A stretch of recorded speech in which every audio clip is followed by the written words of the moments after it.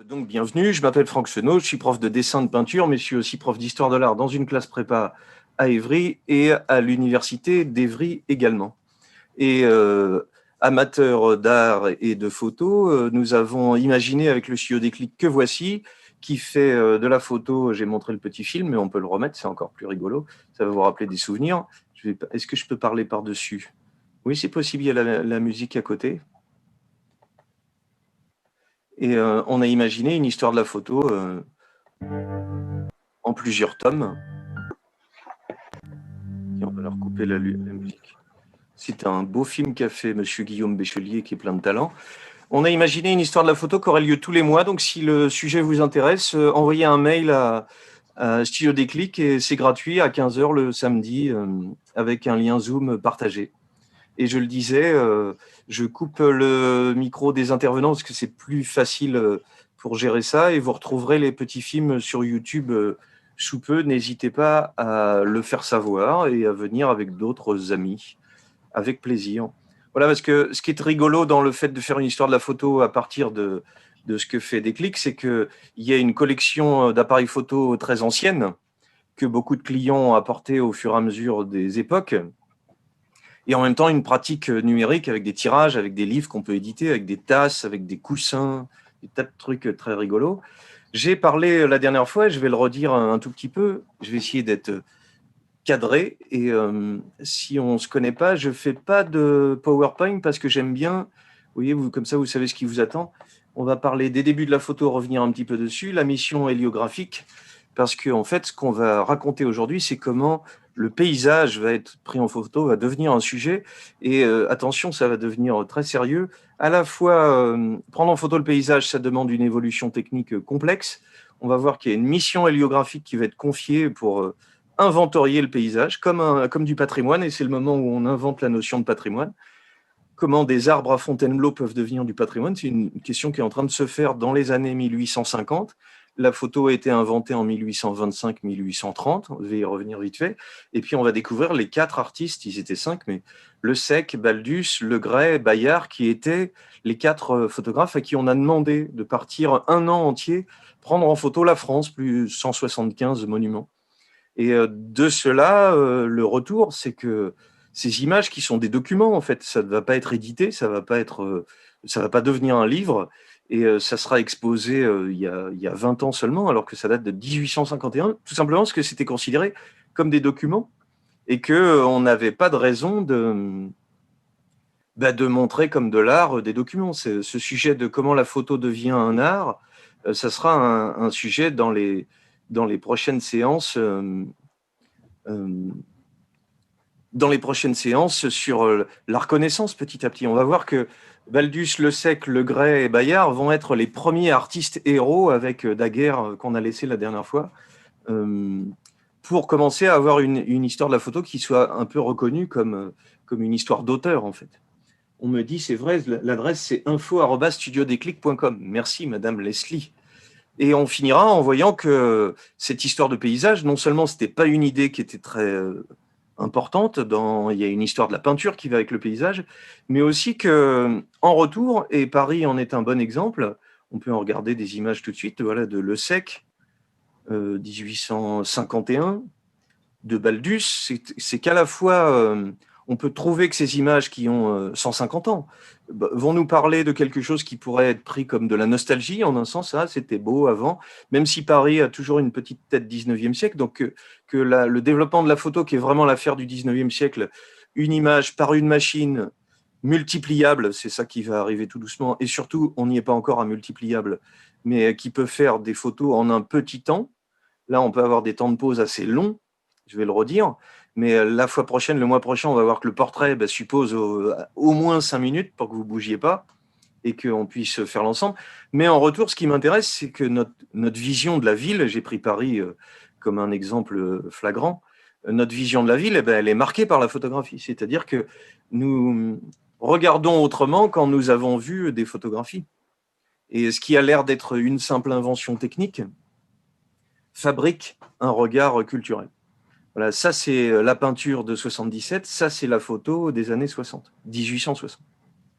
C'est aussi pour dire, j'aurais peut-être pas le temps de le dire tellement j'ai de trucs à raconter, que l'histoire du paysage, l'histoire des images de ville, ça c'est Caillebotte, là c'est Pissarro, et plus tard Monet, n'est pas influencée par la photographie directement, elle est plutôt en train, vous voyez, de montrer le bruit, le mouvement, le rythme des passages, de la circulation, alors que dans cette mission héliographique, hélio c'est soleil et graphie c'est écriture, on va faire une espèce d'inventaire de l'architecture, du patrimoine, et avec ce qu'il faut de détails, avec ce qu'il faut de composition.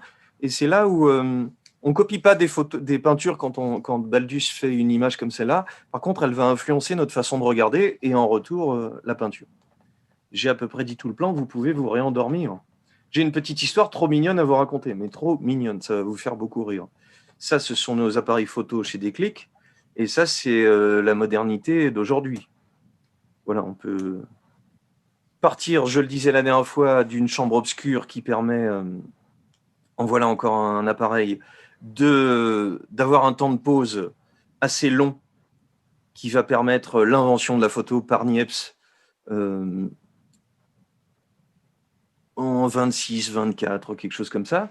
Je n'ai pas beaucoup dit, je ne l'ai pas dit du tout d'ailleurs, que avant cette photo, et on commence à s'y intéresser beaucoup, on a ce qu'on appelle des dioramas, c'est-à-dire des sortes de peintures géantes, taille réelle, taille d'observation, qui font tout autour de soi dans les années entre 1800 et 1850. C'est devenu très à la mode. On a des peintres qui font des sortes de vues panoramiques sur rouleaux de toile qui sont accrochés et qu'on peut regarder, qui sont une espèce, puisque vous comprenez que ce que j'essaye de dire là, c'est que l'histoire de la photo, c'est pas qu'une histoire d'objectifs et de technique, en fait. C'est aussi une histoire de façon de regarder.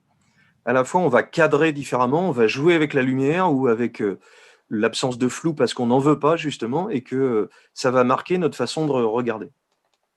Ces grands décors peints qui vont être pendant longtemps mis de côté, ils sont un ancêtre de cette envie de fixer le monde qui est autour de nous. Donc une histoire de la photo, c'est pas que technique, c'est culturel, c'est des tas d'éléments autour de nous.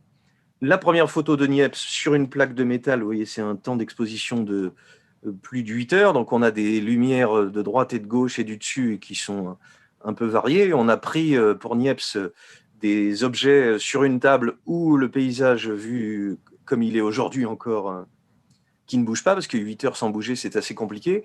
Cette idée de capturer la réalité, on tournait autour, et c'est en rencontrant Daguerre, on a encore des tas d'histoires, si vous vous intéressez aux petites historiettes amusantes, on ne comprend pas bien comment Daguerre, qui n'était pas scientifique, va réussir à trouver et à aider Niepce à réaliser tout ça, parce qu'il y a toute une chimie complexe et de la physique aussi sur des chaleurs, des réchauffements, des bains, des éléments qui vont faire qu'on va pouvoir fixer une image non dessinée par la main de l'homme sur une plaque de métal ou de verre après, pas multiple encore, et très vite en même temps, avec un anglais et avec Bayard, dont je vais parler tout de suite, sur papier, mais pas multiple. C'est très important puisque j'ai parlé la dernière fois de l'invention de la photographie et le fait qu'elle se multiplie, qui est une sorte de daguerréomanie en 1840, qui fait que tout le monde va se mettre à faire de la photo et donc tout le monde va prendre le réel en photo.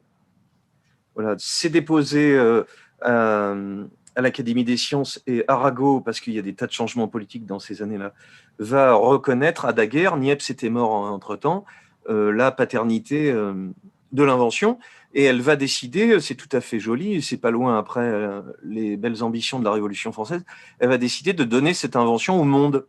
Il n'y aura pas de brevet.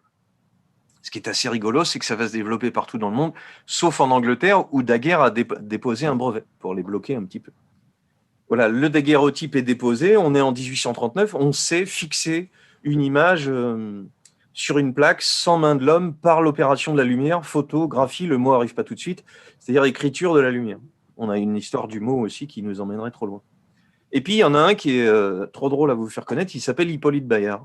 Le voici en image, il a, avant 1839, on en a des petites preuves en 1838, il fait une petite exposition de tirage de photos sur papier, et dans une ville, donc on en a la trace. Et donc, il est légitimement possible, prendre plein de conditions, parce que je ne suis pas historien de la photographie, de penser qu'il a lui aussi inventé la photographie en même temps. Vous savez qu'il y a toute une chose passionnante. Il y a un philosophe qui s'appelle Wilhelm Flusser qui s'intéresse à ça, sur comment il y a une espèce d'ambiance d'invention d'un truc dans l'air du temps. C'est parce qu'on en a besoin, parce que l'argent arrive sur ça, parce que les centres d'intérêt se fixent dessus. Hippolyte Bayard invente la photo, mais il ne dépose pas le brevet. Et donc, il est quand même plutôt embêté parce qu'il pensait être riche et puis surtout un inventeur merveilleux. Et qu'est-ce qu'il fait? Il décide de se noyer. Il décide de se suicider et on fait une photo de son corps déposé comme ça, recueilli sur le bas-côté. Et cette image photographique, justement, de l'inventeur de la photo, le paria, celui qui n'a pas eu le truc, est accompagné de ce petit mot qu'on va lire ensemble parce que c'est trop impressionnant et puis parce que vous comprenez qu'il y a un rebondissement à la fin. Le cadavre du monsieur que vous voyez ci derrière est celui de monsieur Bayard, inventeur du procédé dont vous venez de voir et dont vous allez voir les merveilleux résultats, la photo. À ma connaissance, il y a à peu près 3 ans que cet ingénieux et infatigable chercheur s'occupait de perfectionner son invention. Bon, on devine au style qui a pu écrire la lettre avant de se supprimer. L'Académie, le roi et tous ceux qui ont vu ses dessins que lui trouvait imparfaits les ont admirés comme vous les admirez en ce moment. Cela lui fait beaucoup d'honneur et ne lui a pas valu un liard. Le gouvernement avait beaucoup trop donné à M. Daguerre et a dit ne rien pouvoir faire pour M. Bayard et le malheureux s'est noyé. Oh, instabilité des choses humaines. On est en pleine période romantique, Victor Hugo, tout ça. Donc, il y a du point d'exclamation et du haut en début de phrase. Les artistes, les savants, les journaux se sont occupés de lui depuis longtemps. Et aujourd'hui, qu'il y a plusieurs jours, il est exposé à la morgue. Personne ne l'a encore reconnu ni réclamé. Mesdames, messieurs, passons à d'autres, de crainte que votre odorat ne soit affecté, car la figure du monsieur et ses mains commencent à pourrir, comme vous pouvez le remarquer. On en a 2 clichés, si vous regardez bien, un petit peu de biais, un petit peu sur celle-ci. Patatras, rebondissement, qui a fait cette photo? Hippolyte Bayard lui-même, il s'est mis en scène en faisant semblant d'être noyé, le petit salopio. Parce qu'il trouvait injuste, légitimement, qu'on ne reconnaisse pas son talent. Il finira par être reconnu un peu, mais pour vous donner un ordre d'idée, il recevra de l'Académie 600 francs par an, alors que les descendants de Niepce et Daguerre recevront 10 000 francs par mois. Donc, c'est un petit dédommagement. Par contre, on a là quelque chose qui m'intéresse à la fois pour comprendre l'espièglerie et les fameux cocos qui sont en train d'inventer, passionnés et passionnants techniciens et auteurs, puisque là, il est le premier à inventer la photo fiction et l'autoportrait qui va avec. C'est-à-dire, il n'est pas noyé. Et des artistes du XXe siècle... Cindy Sherman, Sophie Calle, des artistes vont se grimer pour fabriquer des fausses photos pour jouer avec l'idée qu'on a de ce qui est autour de nous. Voilà, Hippolyte Bayard, après. Plus tard, il va continuer à faire sa carrière et on va le revoir juste après. Cet aparté important fini, voilà notre invention déposée, la daguerréomanie est partout. On a des daguerréotypolâtres, on a des daguerréotypomanes, on a un truc assez marrant qui n'est pas très... joyeux, mais comme ça fout au chômage tous les graveurs, il y a des potences à louer pour qu'ils se flinguent. Il y a des appareils pour les portraits, puisque tout le monde veut faire son portrait. Et j'ai montré la dernière fois avec Disdéry, mais on le reverra le mois prochain avec Nadar, que Disdéry invente le portrait en carte de visite multiple, avec la possibilité, dès les années 1850-60, de faire des multiples. Là, on est encore en 39. Il y en a partout, partout, partout. Donc, on va faire des photos. La première de paysage, celle qui m'intéresse, le sujet qui m'intéresse aujourd'hui, c'est donc Daguerre qui arrive en 38, depuis la chambre de sa fenêtre qui donne sur le boulevard du Temple, à faire un petit... à arrêter le temps, je vais y arriver. Elle a disparu, c'est pas grave. À arrêter le temps un instant et à laisser apparaître, puisqu'on a entre 6 et 8 minutes, on pense, la silhouette d'un seul homme. Sur la rue, le temps de pause était trop long pour que les chevaux, les carrosses se fixent, mais on a la silhouette d'un homme qui serait resté là. Donc on a les débuts de la possibilité de prendre des photos qui se développent partout. On a tout situé. L'invention technique est là, elle a plusieurs possibilités. On peut être sur plaque, on peut être sur papier ciré.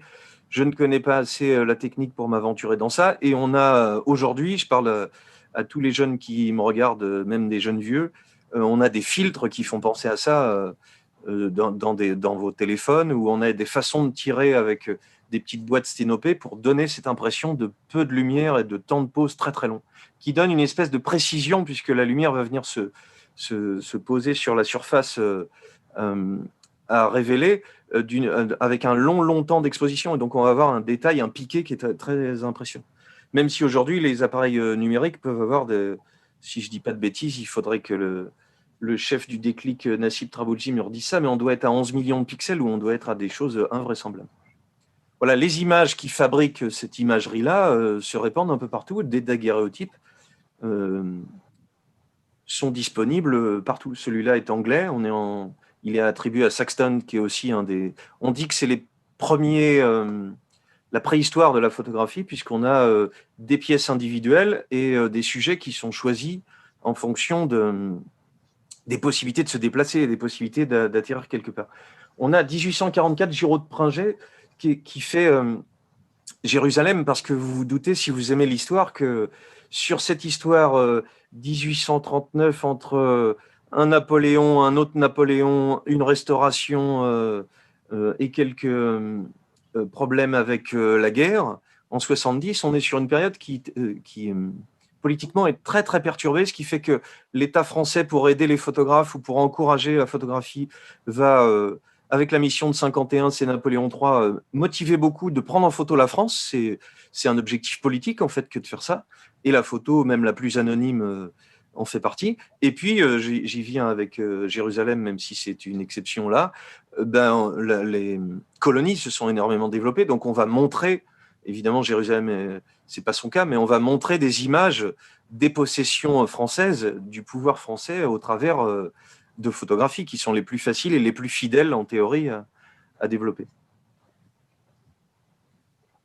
Voilà, ce qui se passe d'un peu particulier, c'est une magnifique photo de 1850 de Jean-Baptiste Louis Gros qui faisait avant de la peinture. On a beaucoup, je disais avec la petite caricature, de graveurs qui changent de boulot ou qui font en complément, mais il y a une manie, c'est incroyable. On arrive à 5000 photographes dans Paris dans les années 50-60. C'est des grosses quantités d'images. Je disais plutôt sur le portrait, et plutôt on peut se déplacer à domicile, on peut varier la possibilité. Mais techniquement, on va commencer à avoir la possibilité de se déplacer un peu partout, et donc aussi des peintres. Et dans les 4 qu'on va voir, Le Gray en est un, ont un talent de composition, de gestion de la lumière. Ici, le Baron Gros, c'est le cratère, c'est impossible à dire, du Popocatépetl, et en peinture, qui est le même, va basculer vers la photographie en prenant en photo l'Acropole avec cette merveilleuse découpe de clair qui permet de la voir de loin.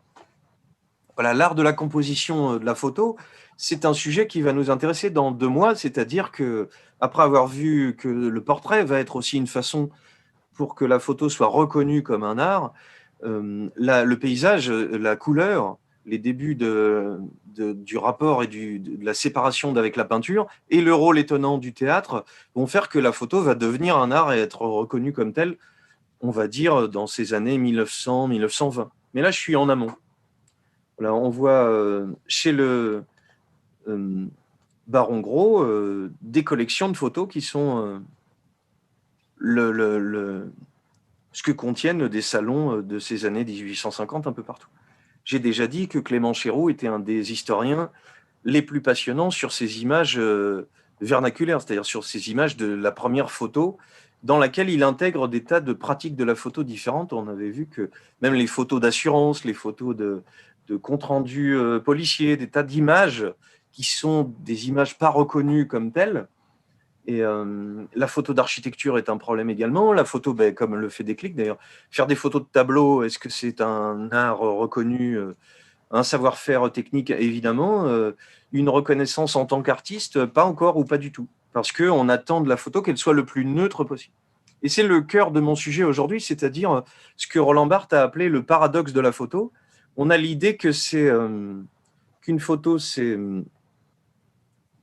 naturel, que personne ne l'a fabriqué, qu'il y avait juste à poser et faire clic.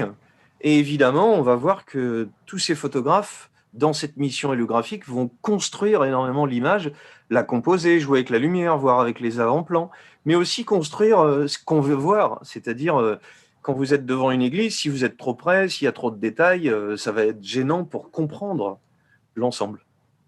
Et donc, ce que je voudrais montrer aujourd'hui, c'est que la photographie de paysage, d'architecture, elle n'est pas si neutre que ça.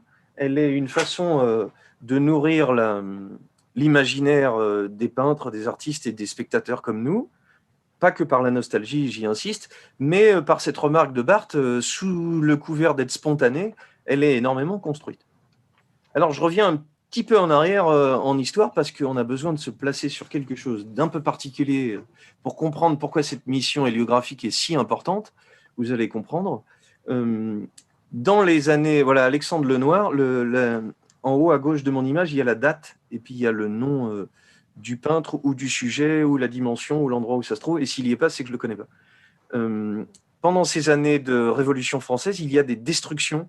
Le mot de vandalisme arrive, il est inventé à ce moment-là, parce qu'on commence à comprendre que cette idée de perte de certaines architectures, de certains lieux un peu importants, est grave pour l'histoire. On n'avait pas toujours eu l'idée que l'histoire, c'est les Grecs qui inventent l'histoire. Après tout, si l'histoire ne se répète pas, il n'y a pas de raison de la collecter. Qu'est-ce qu'on a raconté des trucs d'un truc que... D'ailleurs, il suffit de voir des livres d'histoire pour voir qu'on peut faire des conneries plusieurs fois de suite également. Donc, en quoi l'histoire nous apprendrait quelque chose, c'est pas un petit sujet. Hein. Et le second qui va avec, c'est que garder des objets comme des monuments, voilà, dans ce que fabrique Alexandre Lenoir, qui est historien, pendant cette révolution, on lui confie la mission de faire un musée. Vous le voyez, c'est en vrai à Paris, dans le couvent des Petits Augustins. Il y est plus maintenant.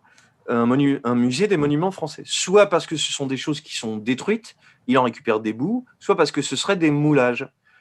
En gros, si vous allez dans la cour des Beaux-Arts de Paris, vous voyez même le château d'Annette, des tas de moulages qui viennent de cette époque-là. Pourquoi garder quelque chose d'ancien? Pourquoi garder en plus taille 1 des bâtiments, des trucs invraisemblablement grands? Est-ce que sorti de son contexte, ça a encore un sens? Voilà cette notion de patrimoine qui est en train d'arriver dans la bascule de la fin de la Révolution française avec destruction et dans la naissance avec le romantisme 1800-1820 de cette idée que l'histoire ou que le passé qui est devant nous, c'était déjà avant la Révolution, on commençait à aimer les ruines, à les peindre.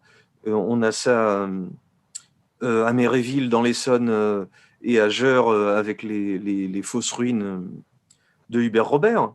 C'est-à-dire on se met à comprendre que notre société est mortelle, et aujourd'hui, on en est très conscient, et donc à aimer regarder des choses qui nous feraient penser au passé pour nous faire comprendre, quand on ne s'égare pas complètement dans le passé, pour nous faire comprendre que le passé a quelque chose à nous raconter. Donc cette salle du 15e ici et du 14e ici n'est pas à confondre avec celle qui est à la Cité de l'Architecture et du Patrimoine, qui est toujours vivante, vous savez, Cité de l'Architecture au Trocadéro, dans laquelle on peut voir le même principe en fait, mais ce n'est pas tout à fait le même musée. Je montrais ça aussi pour faire la différence, garder des morceaux, c'est vraiment très passionnant si vous aimez dessiner, une tannée si vous êtes un enfant, parce que c'est quand même très très difficile. Alors, ce musée a une grande vertu, c'est que justement, il a tout un tas d'appareils pédagogiques pour rendre le truc un peu marrant, et puis pour situer, parce que quand on n'est pas à Vézelay, on ne peut pas forcément avoir en tête qu'on serait devant cet endroit-là. Par contre, petit clin d'œil étampois chaque mois, c'est la galerie d'Aviou, c'est-à-dire l'architecte du théâtre d'Étampes, qui c'est sa première œuvre. Et ici, il a aussi fait le théâtre du Châtelet. C'est un peu plus reconnu, mais il était étampois d'une certaine façon.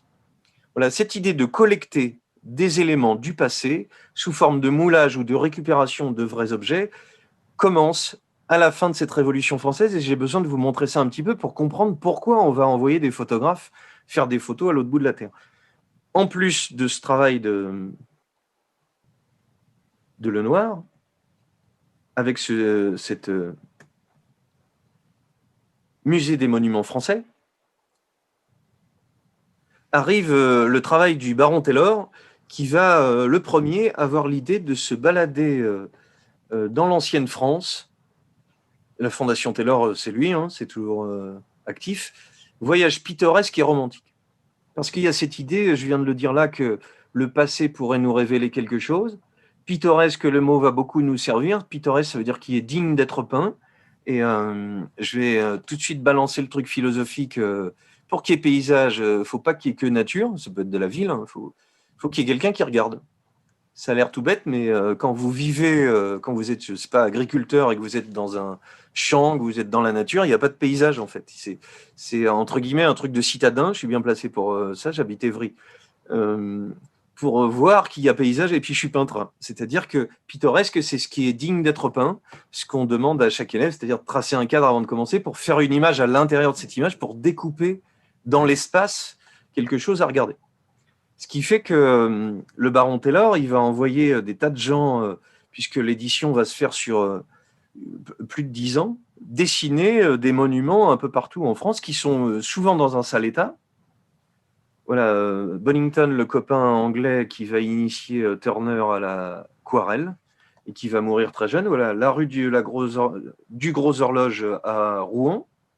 On est en 1825. Encore un, non, ça c'est Fragonard, le collège des Jésuites à Dole dans le Jura. Donc des dessins qui sont à la fois pas des dessins d'architectes, si on peut dire ça comme ça, c'est-à-dire des dessins qui sont dans la mise en situation. Il y a un petit personnage au premier plan qui est assis, comme si c'était saisi sur le vif, d'autres personnages au loin qui donnent une échelle, et puis un enchaînement d'architecture. Il n'a pas choisi le morceau le plus facile, mais une architecture en contre-jour gris, des colonnes blanches, un fond noir qui fait ressortir encore le ciel blanc et à nouveau du gris, et à nouveau du gris, et à nouveau du blanc. On a 1, 2, 3, 4, 5 plans différents dans la même image. Ce qu'on va retrouver chez nos photographes lancés en mission en France, c'est-à-dire il faut trouver le point de vue qui fait qu'on verrait le plus de choses possible, quitte à tricher un peu sur les angles, et avec le grès, tricher avec les plaques. On va y venir. Voilà encore des images. Là, on est à Aigues-Mortes, avec des gens qui sont un peu morts aussi. Ici, on est à Carcassonne. On les trouve sur le site de la BNF. Hein, c'est scanné, ce sont des gravures qui souvent rejouent le contexte historique et donc est une espèce d'imagerie plus ou moins juste. Mais la question qui se pose justement de la remarque de Barthes, est-ce que c'est naturel, est-ce que c'est construit, mais à l'autre bout pour la photo encore plus, est-ce que c'est vrai, est-ce que c'est comme c'est, ou est-ce que c'est aménagé pour qu'on voit mieux? Voilà, celui-ci s'appelle Villeneuve, je ne le connais pas, Route vers le sommet du Jura. On va avoir dans ce livre de 1825, de Voyage pittoresque, des tas d'éléments dans l'ancienne France ça va être un énorme succès de vente, de librairie. On peut le retrouver en reproduction aujourd'hui encore. Voilà, on se balade dans toute la France pour découvrir Morlaix en Bretagne, Bagnoles, le Jura. Encore un petit Bonington, c'était trop beau, un petit dessin d'études de Rouen. Même si là, on est plutôt dans un détail d'observation, c'est pour ça que ce ne sera pas dans la version définitive. Et ce que Victor Hugo dit de ce livre, en 1825, il adressait sa première lettre de guerre aux démolisseurs. Je vous dis qu'on parlait de vandalisme. C'est le mot arrive à ce moment-là. Il y a les démolitions de la Révolution, mais aussi celles du temps, de choses qui n'ont pas été entretenues. Et un fantasme chez les romantiques, Notre-Dame de Paris, hein, pour Dominique, ce fantasme de remettre à l'identique une sorte de Moyen-Âge complètement rêvé. Le Moyen-Âge devient la mode. Comme toujours la mode, hein, Cocteau a dit que c'était tellement moche qu'il fallait en changer chaque année. Mais comme avant, on était plutôt à l'époque, au XVIIe, XVIIIe, on est très tourné vers la période classique. Ben, effectivement, les romantiques vers 1800-1820 vont être passionnés par le Moyen-Âge. Mais ils vont fantasmer ce Moyen-Âge, évidemment. Le plus célèbre, il arrive tout de suite, c'est Mérimée, avec Viollet-le-Duc, qui vont rénover des tas d'endroits en France, rénover comme on a rénové l'hôtel de ville d'Étampes, c'est-à-dire un truc avec plein de... Nous avons, je ne me rappelle plus, mais un petit peu de Renaissance, un petit peu de Moyen-Âge, un petit peu de XVIIe, un petit peu de tout. Ça fait une sorte de plat dégustation pour avoir de tout. Voilà. Le montage de l'architecture n'a pas besoin d'une espèce de vérité historique. Les photos vont être dans la même idée. En 1825, Victor Hugo adresse sa première lettre de guerre aux démolisseurs. Si les choses vont encore quelque temps dans ce train, il ne restera bientôt plus à la France d'autres monuments nationaux que celui des voyages pittoresques et romantiques où rivalisent de grâce, d'imagination et de poésie le crayon de Taylor et la plume de Nodier.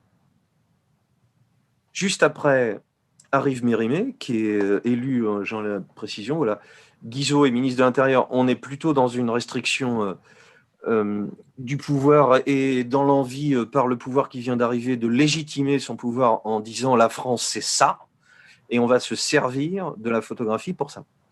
Ce qui est génial, c'est tout simplement de penser à la photographie alors qu'elle vient d'être inventée. Là, on est en 1830, c'est juste avant. Hein. Guizot, ministre de l'Intérieur, définit un poste d'inspecteur général des monuments historiques. Le premier, c'est Vittel, le deuxième, c'est Mérimée en 1934.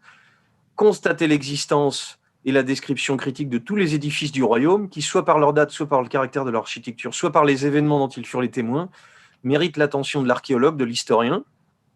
On est dans la suite de s'intéresser au passé.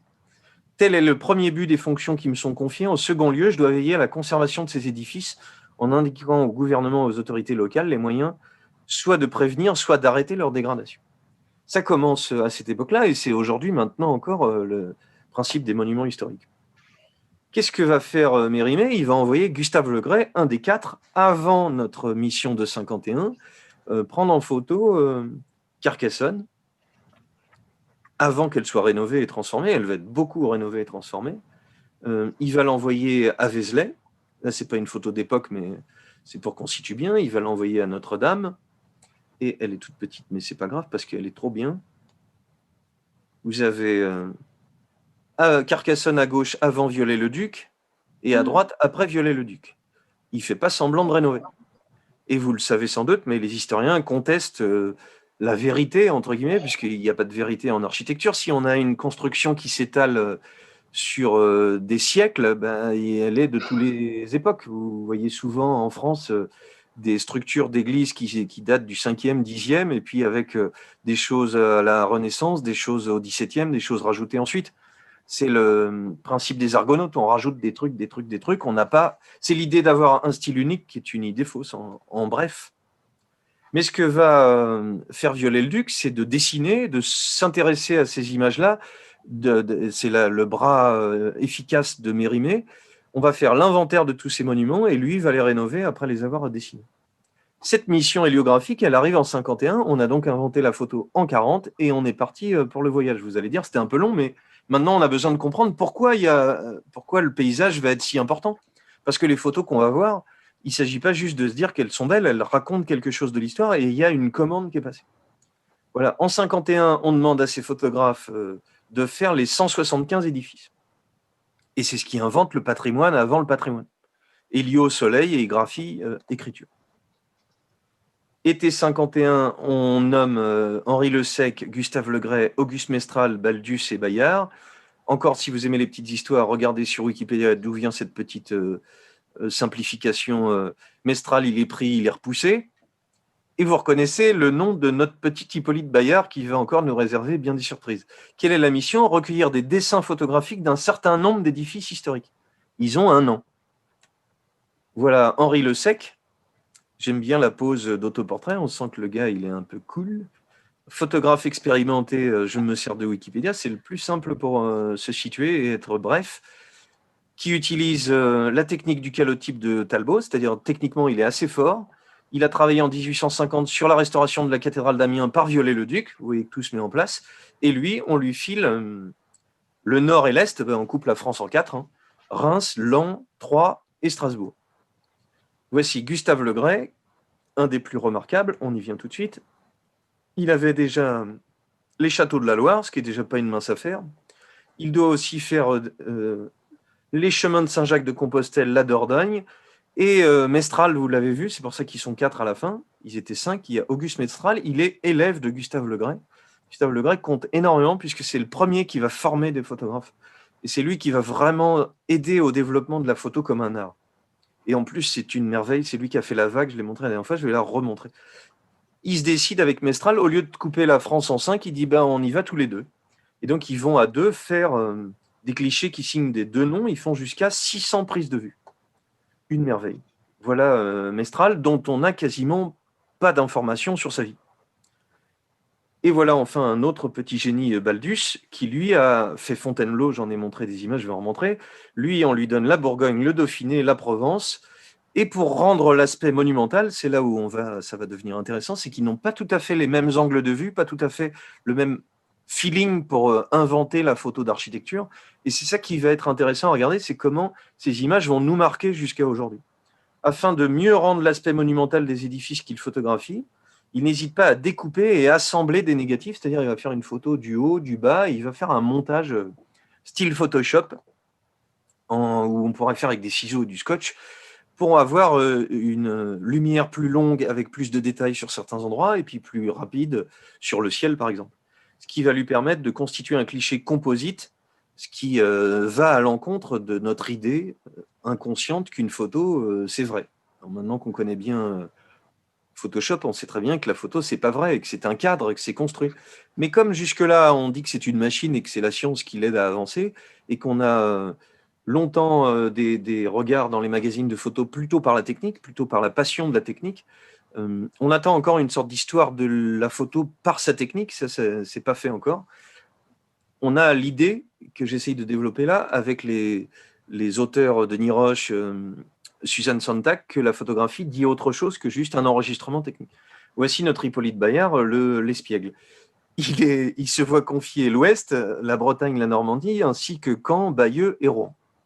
Vous comprenez tout de suite, non pas pourquoi il est passé à la postérité, parce que vous allez voir, il est plein de talent. Qu'est-ce que fait Bayard ? C'est le seul dont, en 52, nous n'avons aucune image. On ne sait pas ce qu'il a rendu. Par contre, on sait qu'il a touché la thune, une avance de remboursement de frais en novembre 51, ce qui prouve qu'il a participé à la mission. Donc, alors, il y a plusieurs hypothèses, vous irez les lire sur Wikipédia. On ne sait pas s'il a rendu des choses qui sont de mauvaise qualité et qui ont disparu parce qu'elles n'auraient pas été stables. S'il s'est tiré avec la caisse sans rien faire, voilà, on ne sait pas.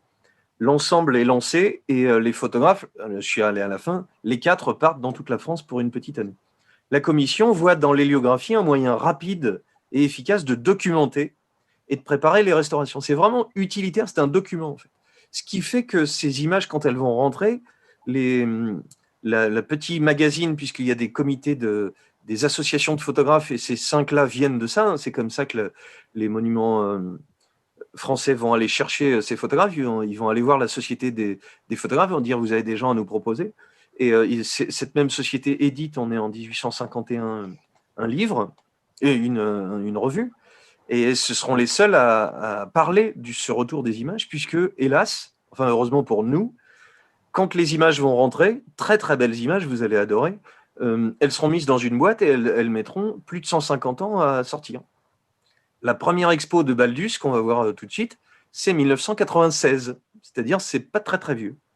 Pourquoi c'est le cas ? Parce qu'on considère ça comme des documents et qu'on a eu ce qu'on voulait, on n'a pas de raison de les éditer sous forme de livre ou sous forme d'exposition.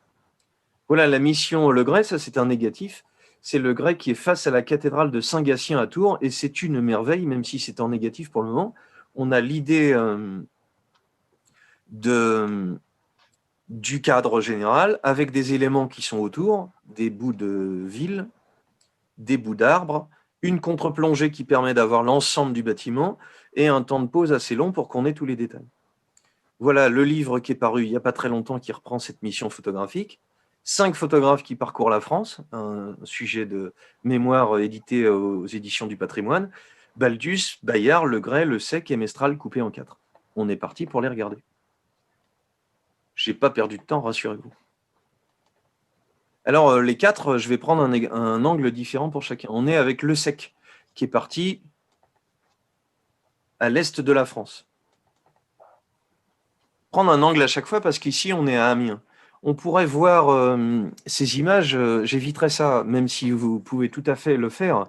Ben, ce sont des archives de témoignages, de choses qui, quelquefois, ont disparu et qui, par le piqué, par la précision du détail, sont très belles. On pourrait avoir envie, ça pourrait vous passer assez vite, mais de les dessiner au crayon de papier pour en faire des copies, tellement on a quelque chose, par la qualité de gris, par la qualité de lumière et d'observation, de quelque chose de hautement pictural, de dessinable. Et donc, on est à la fois dans des vues d'ensemble, Amiens, ici le détail de Amiens, dans des choses qui peuvent aider, on est à Chartres, dans des choses qui peuvent aider la future restauration et l'idée de document. Ce que je voudrais regarder, c'est dans cette commande qui est juste faites-nous un cliché X, et puis on va organiser ça. Il faudrait le faire dans toutes les villes, en fait, cette mission. La Datar l'a fait il n'y a pas très longtemps en France. On l'a fait peut-être de mémoire 4 fois depuis 1850. une espèce d'état des lieux. Vous vous souvenez peut-être qu'un livre est sorti avec Depardon aussi qui a fait ça. C'était une sorte d'état des lieux des paysages de France.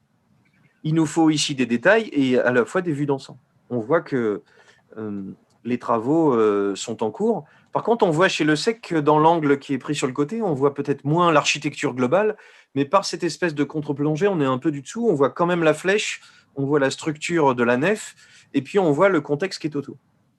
On peut avoir des éléments de détail qui sont variés, mais qui permettent aussi, on a des lignes, on a des zones de foncé, on a des zones de clair, et puis on a des choses sur lesquelles on peut, qui sont plus globales, qui sont plus grandes. En fait, on a des tailles de détails différents.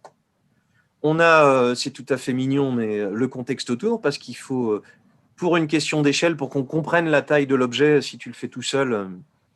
D'ailleurs, c'est pas une blague pour faire jeune, mais le drone pose une question de cet ordre-là. C'est-à-dire quand on isole un objet, par son intérieur ou par son extérieur, on est complètement en train de questionner son échelle. En fait, ça devient un objet physique. Là, comme on a la quincaillerie à côté, serrurerie, on voit à peu près à quelle taille à Chartres. Avec la difficulté d'avoir du recul. C'est ce qu'on voit aussi dans la photo des Béchères. Ici, on est à Chartres. Et puis, sur certains détails, le sec, par le jeu du flou, par le jeu du cadrage autour, va en faire quelque chose de très doux, de très simple. Ici, Chartres encore 1852. Ici, Rossheim en Alsace. Ici, Reims. Et ce sont des photos qui, quelquefois, sont encore achetables. Elles coûtent entre 400 et 4000 euros. Ce qui, pour une œuvre d'art, est quand même pas fou. C'est pas une fortune pour des choses qui ont une valeur à ce point-là. Ce qui m'intéresse ici, c'est que chez Le Sec, j'y verrai un tempérament un peu de peintre, un peu dans la façon de jouer avec la composition frontale et les éléments qui sont autour, dans le fait de jouer avec le ciel qui est très clair et qui permet de le détacher, dans les espèces d'effets de focus sur un endroit au centre et puis le reste qui est un peu flou derrière. On a quelque chose qui appelle le dessin, qui appelle le fusain, qui n'est en un sens aussi que la continuité de l'esprit de la peinture, et pas tout à fait l'autonomie de la photographie avec des moyens qui lui sont propres. Ça, c'est Le Gray et Baldus qui vont faire ça. Mais on a dans ce cadrage-là quelque chose d'un jeu de rythme qui permet de bien comprendre l'architecture et de permettre de comprendre que c'est pas juste de l'ornement, que c'est pas juste joli, Reims, mais qu'il y a un travail sur la pesanteur, en fait, sur la verticalité et sur les courbes et les droites qui font partie des particularités de Reims. Donc on a par ce jeu de décalage, vous voyez, le détail ressort bien sur le fond clair. Il faut un ciel qui soit digne de cette architecture. Et un cadrage qui nous permette de... Vous vous doutez que c'est un peu exagéré, le clair à droite et à gauche et le foncé sur le centre. Il y a un travail de zoomage pour montrer un élément plus qu'un autre. Et là, c'est le tirage abîmé, en fait, qui donne ce flou sur le côté. Par contre, on a un filtre qui nous ferait penser à un appareil photo d'aujourd'hui facilement. Strasbourg encore, avec cet effet de piqué. Alors, quand on tire la photo, on peut accentuer des choses plus noires à un endroit et puis rester plus grises à d'autres. Demander au studio Déclic. Et puis, voilà, quand on n'a pas beaucoup de perspectives, ça, ce sont des cartes postales qui ont été, jusqu'à il n'y a pas très longtemps, encore éditées, diffusées, pour donner une image de la cathédrale de Troyes.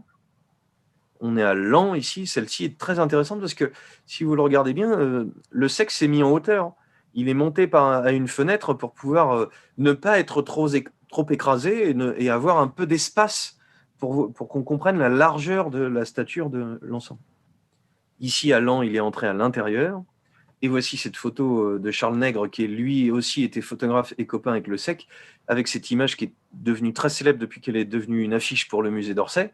Beaucoup de ces images en 1850 ont été mises dans une boîte et elles sont maintenant souvent exposées au musée d'Orsay depuis pas très très longtemps. Voilà, on voit Le Sec qui est à côté d'une gargouille sur le haut de la cathédrale de Paris. Le sexe aurait déjà été pas mal, mais on a chez le suivant Baldus quelque chose de très passionnant. Le voici parti au sud-est de la France. Théâtre antique. Alors je redis la même chose, hein, une façon de cadrer. Il faut trouver comment faire un inventaire. On ne demande pas non plus d'en faire des tartines, c'est un document. Des personnages pour donner une échelle. Là, on est à Saint-Étienne-du-Mont. Un angle, vous voyez, ça c'est intéressant. On n'est pas face à l'église tout à fait. Il s'est mis un petit peu sur l'angle, parce que l'angle à droite, pour nous, permet de voir un petit peu du mur sur le côté, mais surtout comme une pièce d'échiquier, permet qu'on comprenne plus le volume global. Et quand vous êtes de face, on voit un bloc, on voit la répartition de la façade et on voit le travail du dessin de la façade, qui est assez beau. D'ailleurs, on a un bloc très vertical avec triangle, rond, demi-cercle, triangle. On a tout un jeu de décalage. Ici, Baldus joue avec quelque chose de décalé, et ce décalage-là, qu'il soit voulu ou non, il permet qu'on comprenne bien les entrées, et même la rue qui est devant, avec cette ombre portée qui est sur le devant, qui nous donne une espèce de jeu d'entrée dans l'image. Ici à Arles, avec toujours ce jeu de biais, qui donne une dynamique beaucoup plus forte, on dirait un grand angle. Vous savez, quand on regarde avec un fisheye, un œil de poisson dans l'œilleton de votre porte, on a une sorte de déformation optique qui permet de voir les deux côtés en même temps. Ce n'est pas le cas ici, mais ça donne une dynamique qui permet d'être... regardez bien, on est en dessous du plafond et on est au-dessus du sol. Ce qui, à moins d'avoir un strabisme très divergent vertical, est quand même compliqué à obtenir. Ce que cherche à faire Baldus, c'est à donner une espèce de compréhension de l'espace. Le Sec n'était pas tout à fait dans quelque chose comme ça. Et voilà Nîmes, voilà la tour magnanime. Je ne sais pas si ça existe toujours, je n'ai pas eu le temps de vérifier, mais enfin, c'est très impressionnant comme objet seul. Voilà la maison carrée. Et ce que j'aime beaucoup, ça me rappelle la photo de l'acropole de tout à l'heure. Voilà, le simple fait de laisser le jour paraître ici permet tout de suite qu'on comprenne la profondeur de l'objet et sa largeur, et aussi son volume, c'est-à-dire la belle découpe de la colonnade. On la voit mieux quand elle est ajourée. Peu importe, je plaisante, mais si c'est vraiment le cas, le fait de penser à ajourer va donner une compréhension du volume beaucoup plus forte. Et encore plus meilleur résultat, Baldus, celle-ci est un peu petite de Pont-en-Royan, dans le Dauphiné, qui va être copiée par Gustave Doré. C'est-à-dire l'effet, le résultat est tellement impressionnant que ces images vont inspirer des dessinateurs, des illustrateurs. Baldus, il a quelque chose de plus particulier encore qui est intéressant, qui va bien avec cette époque-là, c'est qu'il il est prussien, il est naturalisé français à la suite de tout son travail, notamment pour l'album des chemins de fer. Parce qu'en fait, ce Second Empire, ce 19e siècle, est en train de construire à tout va, à apporter l'idée de modernité, et c'est exactement... j'ai une chaîne YouTube qui s'appelle Préfiguration, sur laquelle vous pouvez suivre des petits épisodes, c'est gratuit, 40 minutes chaque, pour voir comment la modernité de 1800 jusqu'à 1950 s'est inventée. Il y a 4 milliards d'épisodes. Soyez patients. Ce qui va avec, c'est cette idée d'accélération aussi, de mouvement de transport, voiture, train, aqueduc, pont, construction métallique, beaucoup plus facile, beaucoup plus virtuose. Là, on est à Amiens et c'est une commande de l'album des chemins de fer du Nord en fonction de l'inauguration de nouvelles lignes de chemin de fer. La Société des chemins de fer va avoir l'idée de commander à des photographes une image de son propre travail de modernité qui va permettre de diffuser la bonne nouvelle de la modernité. Baldus va se rendre à Avignon à un moment donné où il y a des inondations, et un de ses chefs-d'œuvre, c'est cette merveilleuse gare de Toulon.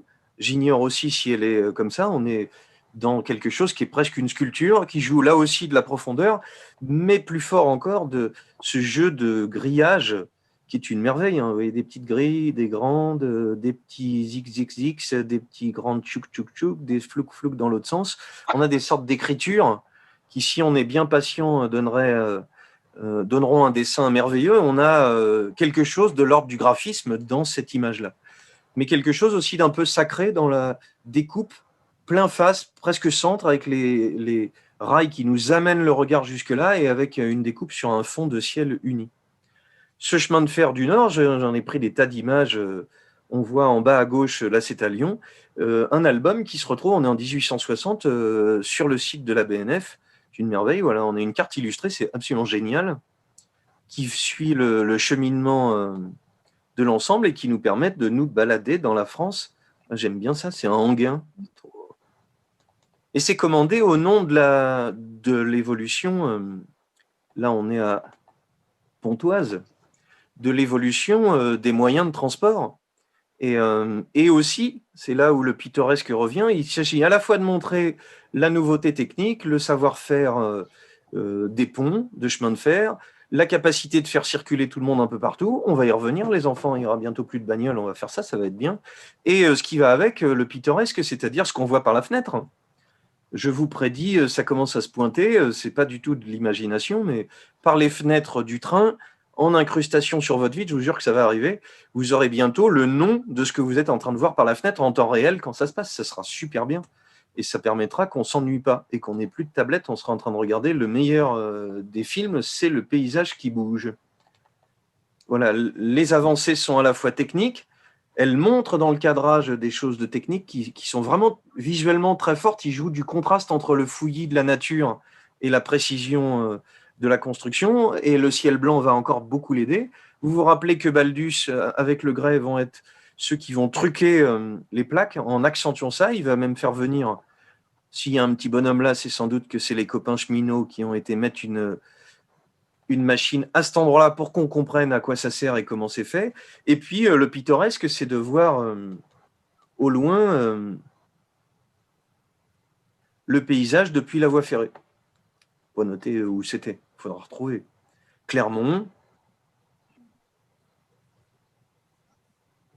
des merveilles de découverte, mais des merveilles aussi qui fabriquent notre imaginaire de ce qu'est ce 19e siècle. Cette idée d'un monde, j'ai beaucoup fait de visites dans l'Essonne avec des historiens, d'un monde qui se transforme au 19e siècle. Quand on a fait des visites en regardant le paysage, on est monté sur des points élevés, à Étampes, à Chamarande, à Corbeil, à Évry. Et à chaque fois, j'ai posé la question, il y a une dizaine d'années, de est-ce que ce qu'on voit des hommes préhistoriques le voyaient? Est-ce que des hommes du XVIe siècle le voyaient? À chaque fois, c'est oui, sauf le chemin de fer, la modernité, c'est le 19e siècle qui transforme profondément le paysage. Il le transforme en construisant énormément, mais il le transforme par la photographie en nous faisant regarder autrement l'ensemble. Baldus va, en 1875, faire un autre livre, il en a fait beaucoup, Monument de la France, et puis Ville de France, qui arrivera après, voilà, le viaduc de Roquefavour, toujours pour ses albums de chemin de fer. Et ça, c'était une petite merveille, puisque c'est un cliché qui devient une gravure, qui était en vente il y a 1 an ou 2, en salle des ventes. À acheter, voilà, Baldus. La première rétrospective Baldus, je suis en 96. C'est une histoire assez récente que je suis en train de vous raconter. C'est aussi pour ça qu'elle m'intéresse, c'est qu'elle transforme notre façon de regarder ce qui est autour de nous.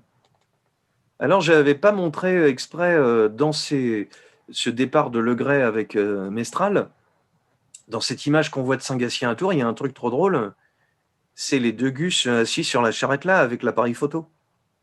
Sans doute les artistes eux-mêmes. Tu débarrasses le bousin Marcel, on se pose 2 secondes pour casser la croûte, mais on a notre cadre, il est bon. Voire, on peut peut-être faire une photo qui mette en scène qui on est nous. Une merveille pour les historiens ou pour tous ceux qui aiment rêver. Gustave Le Gray va se retrouver, on disait, plutôt sur les châteaux de la Loire, Chenonceau. Le château de Chenonceau avec un détail important puisque c'est les appartements de la reine Louise de Lorraine avant leur destruction. C'est-à-dire ça va être détruit, donc Mérimée et Viollet-le-Duc, dans cet inventaire, n'auront pas réussi à tout sauver. Là, il n'y a plus le bout. Hop, le bout, il est là. C'est quand même pas rien comme différence. Gustave Le Gray va à Carcassonne. Il en fait beaucoup de séries. Vous vous rappelez qu'il y en avait les petites toitures qui montrent comment Carcassonne sera transformée complètement par Viollet-le-Duc. Voilà les petits dessins de Viollet-le-Duc avec ses idées de toit, ah, j'ai oublié le nom, c'est pas des haubours, des sortes de tournants en bois autour de ces tours qui permettent de circuler à l'intérieur. Voici Moissac de Le Gray, et voici encore il n'y a pas longtemps, en salle des ventes, un tirage de Le Gray, la basilique de Saint-Cernin. Et puis en voyant ces images du début de Le Gray, c'était avant cette mission héliographique, on a presque fait le tour du voyage, il a fait beaucoup d'images de Fontainebleau, et je me suis demandé, puisque la commande « Sauvons le patrimoine », faites-nous un inventaire et regardez comment c'est. Ce que j'ai essayé de vous montrer, c'est que les angles, le goût du détail, la façon de cadrer, la façon de mettre en scène n'est pas anodine du tout. Elle transforme énormément, elle nous fait mieux comprendre l'espace et avec des différences selon les cas de photographes. Mais cette idée de patrimoine qui est en train de s'inventer, qui est si forte aujourd'hui pour nous, puisque vous pouvez habiter dans le centre des temples et vous pouvez pas repeindre vos volets comme vous voulez. Voilà, on est en train de... Et personne n'a l'idée que c'est une rigolade, on est dans le patrimoine. Mais on est aussi en train, vous vous en doutez, de dire qu'est-ce que c'est le patrimoine? À quelle époque? Jusqu'à quand? Jusqu'à quand il s'arrête? Et puis jusqu'à quand il recommence, en fait? C'est ce que dit Denis Roche dans son livre, le passé sans vertige qui peut vous prendre face à lui sans une montée brusque dans l'esprit risque de n'être plus qu'un prétexte à prendre le thé avec Bouvard et Pécuchet. Tremblons d'être respectueux quand c'est précisément ce qu'on attend de vous. Il s'agit aussi de... c'est impressionnant et le patrimoine, c'est ce qui est transmis par nos pères. Il y a une espèce d'autorité de pouvoir tout à fait contestable et discutable, il faut y réfléchir. Voilà, est-ce que tout doit faire patrimoine? Et le meilleur exemple, c'est celui-là. Voilà. Est-ce que des arbres dans la forêt de Fontainebleau, c'est du patrimoine? Pour tous, c'est-à-dire pour tout le monde, je vais redevenir punk. Le moment où vous m'aimiez bien a disparu. Voilà, vous vous doutez bien que tous les arbres en France ont été plantés par des humains, donc dites pas que c'est la nature qu'il faut la respecter. Ça a été construit complètement. C'est une vision, le paysage, c'est une vision culturelle. La terre a été travaillée. Il y a plus de forêts plantées qu'au 16e. On a réaménagé le paysage, on l'a dessiné en fait. Et l'histoire de la peinture et de la photo participe à ça. Qu'est-ce qui fait patrimoine? Qu'est-ce qu'on garde? Qu'est-ce qu'on prend en photo? Jusqu'à quand? Bonne question, et c'est cette mission-là qui le soulève. Cette invention de la photo et l'idée d'un enregistrement systématique n'est pas si simple que ça. Elle est en train de nous poser des questions sur le monde qui est autour de nous. Encore Gustave Le Gray dans un chemin sablonneux montant de Fontainebleau, et toutes ces images-là viennent d'un musée à New York. Et puis Gustave Le Gray va être assez proche de l'impératrice, et quand la reine d'Angleterre va venir rencontrer Napoléon III, il va faire des photos officielles et il en fait des choses merveilleuses. Alors ça, ce sont ces petits chefs-d'œuvre reconnus comme tels, c'est-à-dire Paris et Jetée du Havre. Je vous disais la dernière fois qu'il y a pour le premier plan une plaque qui a été exposée au soleil très longtemps pour qu'il y ait du noir assez fort et que ce noir fort permette d'avoir des nuances presque de brillants, on dirait des petits diamants dans le charbon. Ce noir fort va faire ressortir plus le ciel qui, lui, est peu exposé. On est donc avec Gustave Le Gray chez quelqu'un qui n'utilise pas une image naturelle, qui est une image complètement construite, une plaque qui prend en photo le ciel, une autre qui prend en photo le sol, et on les rassemble quand on fait le tirage. Ce qui donne ce clair de lune merveilleux de 1856, ou ces bateaux quittant le Havre, tout aussi merveilleux. On est très loin de l'impression soleil levant de Monet qui arrivera 20 ans après. C'est-à-dire l'idée d'un paysage dans ce qui suggère pour moi, dans l'effet qu'il produit sur moi. Là, on est dans une sorte d'écriture, de composition, de lumière, qui cherche à impressionner, on pourrait jouer avec les mots, par la lumière. Voilà Gustave Le Gray à Brest, et voilà Gustave Le Gray en train de regarder des exercices de cavalerie, et je trouvais que cette abstraction, on dirait une des toiles de vieillesse de Malevich, on est dans quelque chose de très très simple, très graphique, et on est tout doucement avec nos quatre en train d'inventer la photographie comme un art, c'est-à-dire avec des gens qui fabriquent un vocabulaire qui n'a rien, qui n'est pas issu de la peinture. Voilà, ce Gustave Le Gray qui travaille pour le pouvoir va montrer que la batterie royale à Brest, rigolez pas les gars, on a du boulet à vous envoyer sur la gueule si vous vous pointez. On n'est pas du tout là pour rigoler. Et cette rencontre de 58 entre Napoléon III et la reine Victoria donne ces clichés qui peuvent être des clichés, ce sont des clichés politiques hein, évidemment, qui sont commandés, mais qui sont, je trouve, des merveilles de nuances de gris, de simplicité, parce qu'on a tous les bateaux qui se découpent les uns par rapport aux autres, l'échelle qui apparaît grâce aux petits bateaux, tout ce premier plan un peu gris qui fait comme un écrin, ici beaucoup plus foncé qui permettent de faire ressortir tous les mâts et tout l'appareillage de ces bateaux, et tout aussi fort avec cette échelle de petits bateaux autour qui montre qu'on est une grande puissance maritime. Le message politique que cherche à faire passer Napoléon III passe par les images photographiques et il est très réussi par ce talentueux Le Gray. Il émet un vœu, c'est que la photographie, au lieu d'être une industrie ou un commerce, devienne de l'art. Merci, monsieur Le Gray, vous êtes en train d'y participer vraiment. Voilà ensuite son travail à Fontainebleau. J'ai presque terminé, j'ai à peine débordé. Presque terminé, oui. Le monsieur Bayard, que voici, n'a pas rendu sa copie. Alors, on va faire court sur lui, parce que lui, le mois prochain, dans l'invention du portrait et de l'autoportrait les yeux fermés, pas mal, le voici dans une composition extraordinaire, c'est lui dans son jardin.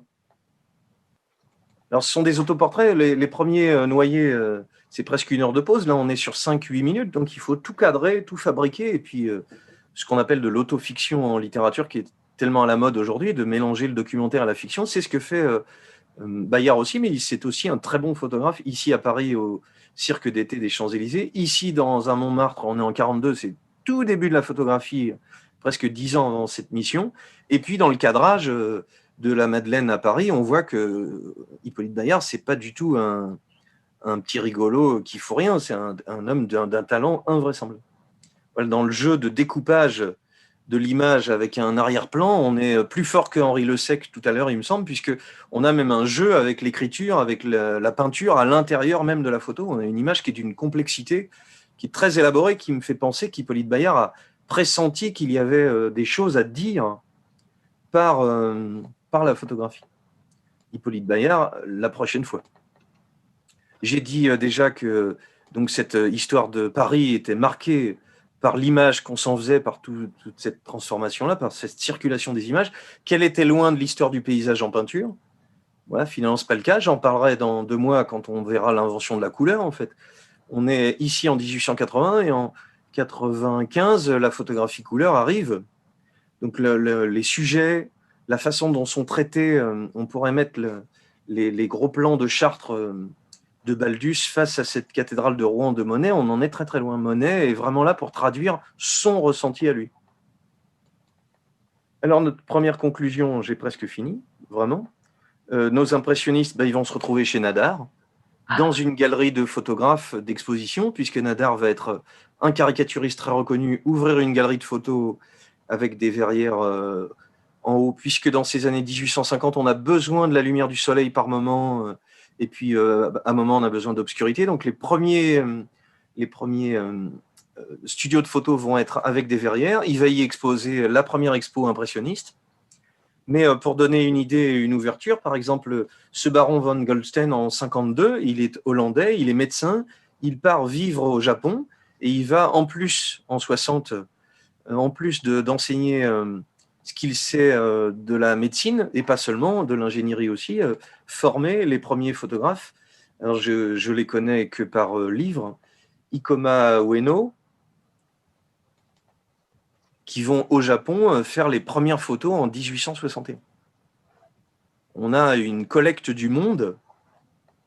J'ai une amie japonaise qui m'a dit que c'était 1877, donc on est en même temps que cette ouverture du Japon à l'extérieur. 1860, le Japon, c'est l'ère Meiji, hein, c'est le moment où les images vont commencer à circuler entre le Japon et l'Europe, mais les Hollandais avaient un rapport particulier. Il y a déjà, par la circulation des humains, ici, Tomichi Rei, alors il y a une astuce de prénom et de nom pas dans le bon ordre, je ne me risquerai pas à le faire. Là aussi, par la prise de vue par l'angle, par la contre-plongée, par les personnages qui donnent une échelle et qui sont en train d'avoir une activité, on a une image de l'architecture qui est beaucoup plus riche, beaucoup plus variée et qui commence à faire paysage pour nous. On le retrouve à Venise avec Laurent, avec les frères Besson à Abbeville, à Paris, à Rome, des vues du monde entier qui commencent à devenir beaucoup plus variées. Aux États-Unis, on va avoir un développement énorme, on le verra le mois prochain, de photographes ambulants, mais qui, dans le rapport au paysage, Roger Fenton, si vous connaissez la bande dessinée Les Tuniques Bleues, on va avoir des photographes ambulants qui vont commencer à faire des photos partout. Roger Fenton va faire quelque chose de très très impressionnant, c'est qu'il va prendre en photo cette vallée de la mort, mais où on y voit des boulets de canon qui sont doublement de la mort, et à d'autres endroits, des paysages de mort. Là, comment la vue de paysage, comment la photo extérieure va commencer à, en flirtant avec le journalisme, montrer autre chose que ce qu'on attend d'elle. Mais à l'autre bout, et ça va plutôt avec ce que j'ai raconté aujourd'hui, sur cette photo de Watkins de 66, participer à classer les parcs naturels, à faire évoluer la compréhension de la nature comme patrimoine. Ici chaud, et l'ouverture, c'est évidemment de penser qu'on va découvrir d'autres univers, d'autres paysages. Ici la Lune, on est en 1865. Aller à un endroit où on ne pourrait pas aller. Vous allez me dire, c'est énorme, non? C'est facile à conclure. Louis-Désiré Blancard, il est photographe à Lille, et il va faire des albums, il va devenir éditeur, puisque la diffusion de la photo va se faire sous forme de livres, en fait, comme on les trouve chez nos copains de Studio Déclic, c'est-à-dire des copies de peinture, des copies de sculpture, des copies d'architecture. Vous voyez, à chaque fois, il y a un petit cadre, la photo est collée, et on va avoir une image du monde entier, temple hindou moderne, arrivée de Sainte-Ursule à Rome.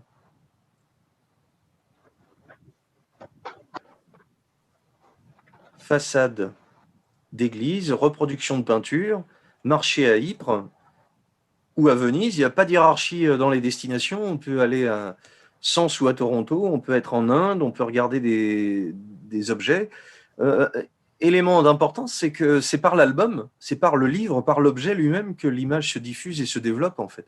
C'est pas par l'exposition, par le cadre et par la reconnaissance. Blancard-Évrard a fait un livre qui s'appelle « La photographie, ses origines, ses progrès », qui se trouve aussi facilement sur le site de la BNF. En traitant des images anciennes, on peut avoir facilement accès à autre chose. Le même Louis-Désiré Blancard va éditer un merveilleux album qui s'appelle « Monument de la ville sainte ». On est en 56. On va avoir des tas d'images de l'Orient, en fait, du Liban, de Jérusalem, de tas d'éléments. Ce qui est plus particulier sur celle-ci, qui est au Caire, c'est tout simplement qu'au premier plan, il s'appelle Gustave Flaubert. C'est-à-dire qu'on va avoir des images qui sont des documents personnels, ou quelquefois des façons de montrer, vous voyez, Jérusalem, le minaret de l'ancienne mosquée Abdeslam, des vues qui vont faire image, qui vont servir à des peintres de support pour faire de la peinture et la diffuser, qui vont nous faire comprendre, quand on n'y a pas été, à quoi ça ressemble, même une chapelle anglaise au milieu de Jérusalem, même des paysages désertiques qui vont faire une image mentale de ce qu'on a autour de nous et transformer notre façon de faire. Hop, on est revenu à la rue des Saints-Pères. Cette diffusion, elle se fait, j'ai vraiment fini, avec l'invention de la carte postale qui est française, chère madame. On a, dans les années 70, cette idée de carte postale à diffuser, qui au début est une astuce. C'est envoyé à Étampes. Il ne fallait pas que je vous quitte sans vous montrer ça. On est en 74 et on dirait qu'il y a une commande de matériel, le matériel chez Bourret, qui part d'Étampes, avec, on dirait qu'il y a écrit « Merci pour vos toiles ». Donc il y a peut-être nos amis du Corpus étampois qui vont découvrir ça. Dominique Piazza, qui en 91 est marseillais et invente la carte postale, c'est-à-dire l'idée qu'il y ait une photo. Là, les cartes postales que je vous montre, et c'était juste de la correspondance, c'est une invention de la Poste pour faire circuler des informations plus vite. Dans ses débuts, on peut envoyer une carte postale à un copain qui habite le quartier d'à côté pour lui dire qu'après-demain, on se verra à 15h. Ce que Piazza invente, c'est cette idée d'image, et voici Marseille, qui, sous forme de livre avec Blancard ou sous forme de carte postale avec Piazza, nous montre une image du monde qui est tout autour. On a à l'époque juste une photo et au verso, on n'écrit pas dessus, ou alors on écrit sur l'image. Il nous faudra un peu de temps avant que ça se libère. Cette mise en image du monde est arrivée par notre mission héliographique. Elle est diffusée par des systèmes de commande d'État, mis dans une boîte pour longtemps, ou d'éditeurs de cartes postales ou de livres. Et il va falloir un peu de temps encore pour qu'on puisse lui donner son indépendance, que cette photo soit considérée comme telle une œuvre. Mais grâce à nos amis Le Sec, Baldus, Legray et Bayard, nous avons attrapé les héros de l'histoire qui est en train de s'écrire. J'ai dit que je remonterais les livres sur lesquels je m'étais appuyé en vous faisant un petit coucou. Ah, je suis là en dessous, je n'ai pas changé, dites donc. La photographie en France, qui est très simple d'accès. Denis Roche écrit à la première personne une merveille. C'est l'extrait que je vous ai lu. Et Suzanne Sontag, pour finir, on pourrait croire que les pieux artistes du Moyen-Âge avaient prévu le daguerréotype lorsqu'ils ont placé leurs statues et leurs ciselures de pierre à si grande hauteur que seuls les oiseaux tournant en cercle autour des flèches pouvaient s'émerveiller des détails et de la perfection. La cathédrale, grâce à la photo, entière se recompose en couches successives en merveilleux effets de lumière, d'ombre et de pluie. Monsieur Le Sec a lui aussi bâti son monument. 1852, cité par Suzanne Sontag. Au mois prochain.